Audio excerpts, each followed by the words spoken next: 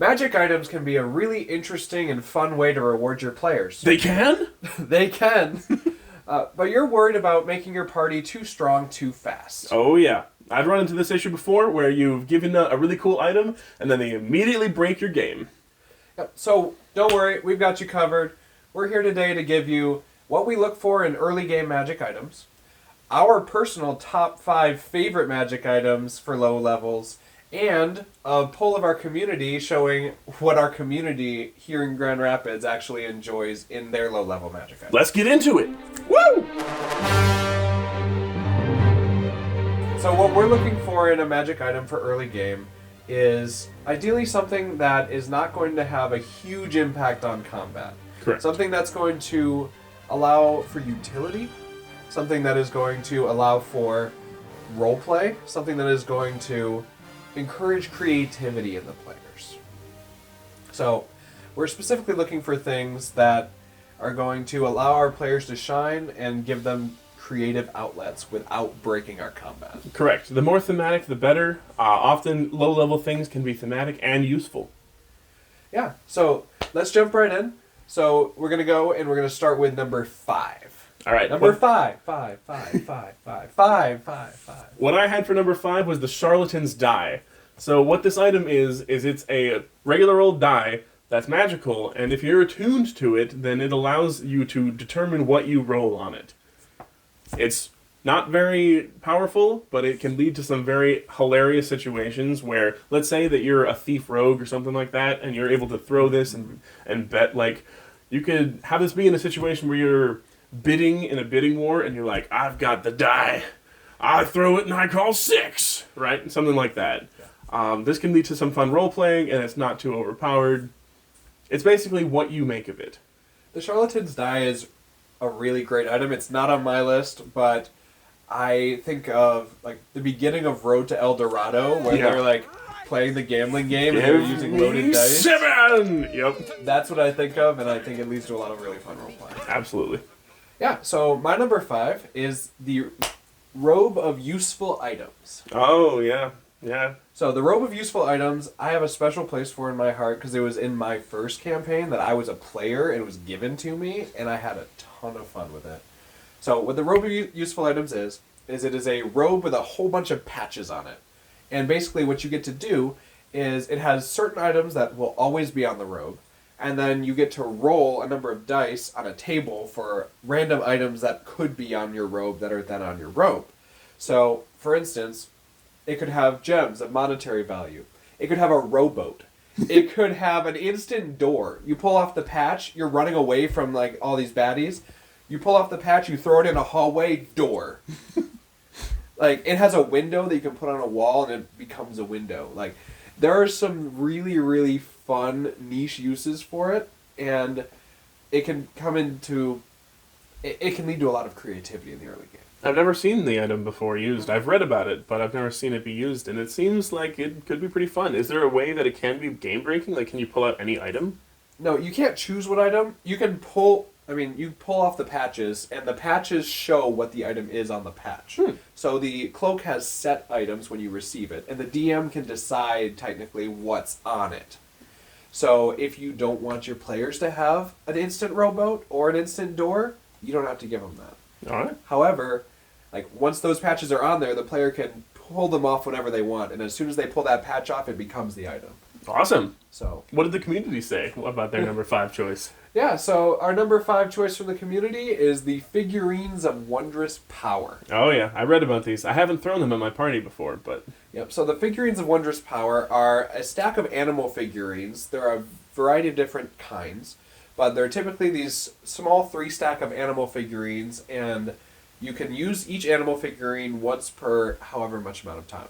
Some of them are 7 days, some of them are like once every 30 days, but they become an animal. So like, it could become a goat, a fully like big mountain goat. Regular old goat? They can use as a mount, or there are other uses for them, but it's usually, it becomes that animal for a certain amount of time. And it leads to a lot of fun roleplay, especially as a mount.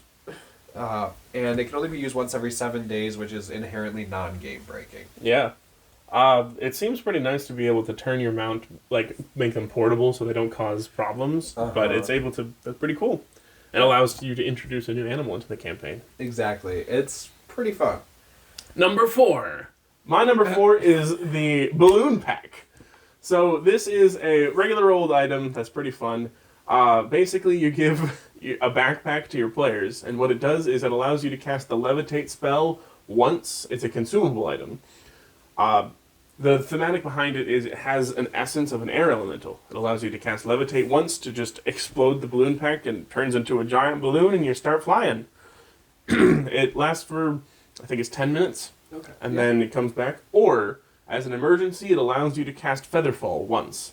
Once it's consumed, then the balloon explodes and the air elemental inside is released, and it doesn't fight the players. This is not one of those encounter combats, but it's essentially a free use of a one-use jetpack. Yeah. That's not game breaking. No, I like that a lot. I actually gave it to my players at one point, and they immediately lost it by pulling a card from the deck of many things. Yeah, that happens. So, it is what it is. Mm-hmm. All right, my number 4 is going to be. It's kind of a category. It's the Dark Shard Amulet / Hat of Wizardry. So, the Dark Shard Amulet and Hat of Wizardry are for the Warlock and Wizard, respectively. And what they do is they allow the player to use that as their spellcasting focus, which can lead to a lot of fun roleplay. Mm-hmm. And then they let the player make a check with their spellcasting modifier to attempt to cast any cantrip that they want from their class that they don't know. That's all it does. Mm-hmm. But it allows them access to the cantrips that they couldn't choose before, which lets them, basically, in a situation that they might need something niche, they can use it. And since it's a cantrip, it's not remote. It's not typically game breaking. Yep. And there's a chance that they won't even be able to cast it. So they're not going to, in combat, if they're trying to use it to cast like Eldritch Blast or something, it's going to be really hard for them if they fail and all of a sudden they can't do that on their turn. Yeah. So it's really fun. It gives them a chance to shine in their class without breaking the game. It's pretty nice. And I would even there aren't ones, but I would homebrew versions of this item for all the classes. Makes sense. I know artificers don't get a lot of spell cantrips. Yeah. So that would be nice for like an artificer to be able to not have just the 2. But yeah. So if you have like the wrench of spellcasting or something like that as an artificer, that would be great. True. I like it. What did the community say? Yeah, so our community that we polled said that their number 4 was the Cloak / Ring of Protection. Oh. Yeah. I could see that being very useful. It's basically just a generic stat buff of saving throws and AC, but... Yeah, so for me, I don't think of that as necessarily a fun early game item, but a lot of our community, when we polled them, said that a lot of the niche items, while they're really fun, they don't always get to use them, and they feel bad about it. True. Whereas when they have a Ring of Protection or a Cloak of Protection, they can throw that on, they get that buff, and it is useful every single time. True. I do like to make note every time a shield is useful or a Cloak of Protection is useful, like a special +1 to AC. I like making a note of this has been helpful for me, and then this has saved me before. Yeah, for sure. Okay. Number 3! Number 3. Number 3? What is your number 3? My number 3 is a bag of beans. A bag of beans. Yep, regular old bag of beans. However, these bag of beans can be quite chaotic. So I really like this because it allows the players to think on their feet on, especially using this during combat. But I often like to homebrew it so they can't do more than one effect per day. And there is a limit to the amount of times they can use it. This does potentially have the chance of being game-breaking as if they roll a 100 or if they roll a 99, but typically it results in a lot lower tier, potentially just humorous gags or maybe major distractions that they can do. I'm going to be honest, I've seen Bag of Beans be game-breaking a number of times. I gave them to my party in my very first campaign that I ran, and they instant treed a elder brain in its brine pool, knocking it out of its brine pool with the tree. Nice. So that was interesting. Right. I've just seen that this Bag of Beans be very incredibly useful as a player, it's really fun to be chaotic, and as a DM, it's fun to roll with when something like a bunch of pink toads arrive or something like that. So, on the off chance that you get your game broken by it, I'm sorry for recommending it, but I've always found it to be very fun and thematic. It is a very fun item. Yeah, so my number 3 is kind of cheating. It's 2 items / a category of items. This is the second cheating one you've Yeah, had. they're all cheating. I'm not going to lie. All of my items are cheating. Except for the number 5. That was one item. All right.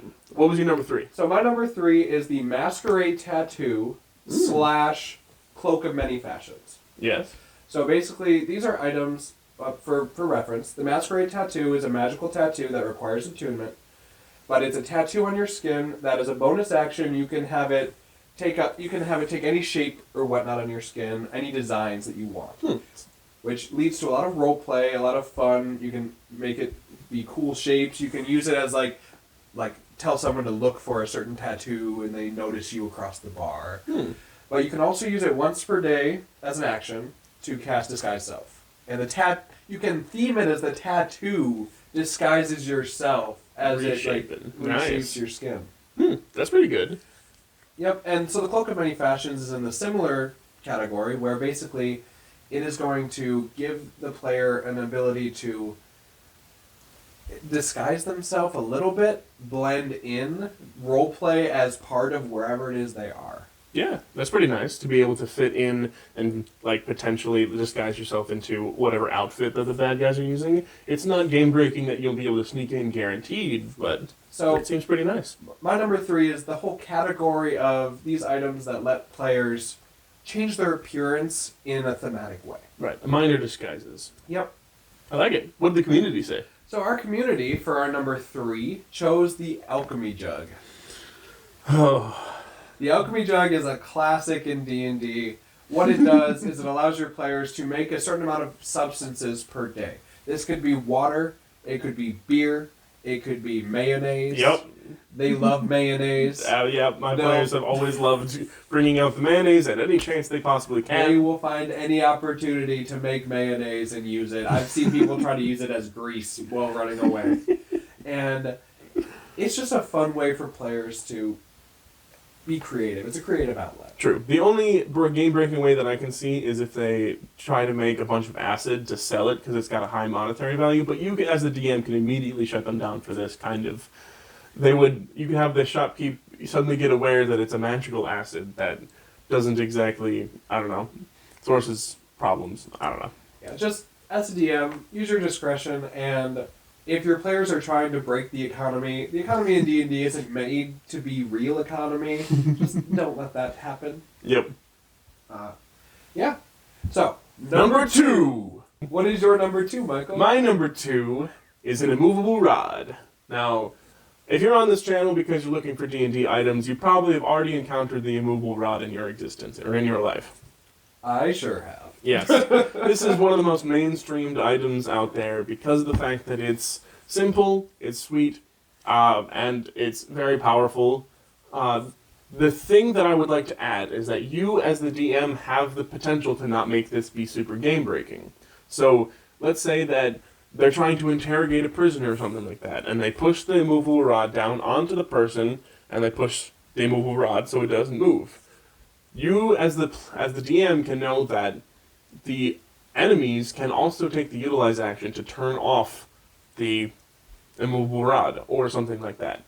There are creative uses of using this inside of creatures. However, be sure to not have it be immediately game-breaking. Like, you need to be as creative as your players as to make it thematic that it happens, but also make sure that your players can have fun with it, and that they feel super powerful when they have an immovable rod. Yeah, the immovable rod can be super fun. Using it to bar a door or anything like that. The biggest thing that I've seen is when DMs don't know when to, or how to interact with players that are trying to one-shot their dragon with this immovable rod. True. Like, if you're flying at a fly speed and the dragon's coming after you, if they turn on the immovable rod and the dragon's going to get hit by it, don't have it one-shot the dragon as it's a dragon. Yeah. You can have it deal damage, obviously, and maybe even slow the dragon down, but Items like these aren't supposed to be able to one-shot big bads or even major or medium bads. Yeah. Yeah. So, going on to my number 2. My number 2 is another category, more cheating Oh, boy. of my variety. So this category is items that allow your party to shine in their niche. So things like the gloves of thievery, Oh, yeah. the boots of elvenkind, and the eyes of the eagle. So these are items that give one member of your party that is using the item a bit of a buff in one category. Specific buffs. So gloves of thievery would be to disarm traps or pick locks. Mm-hmm.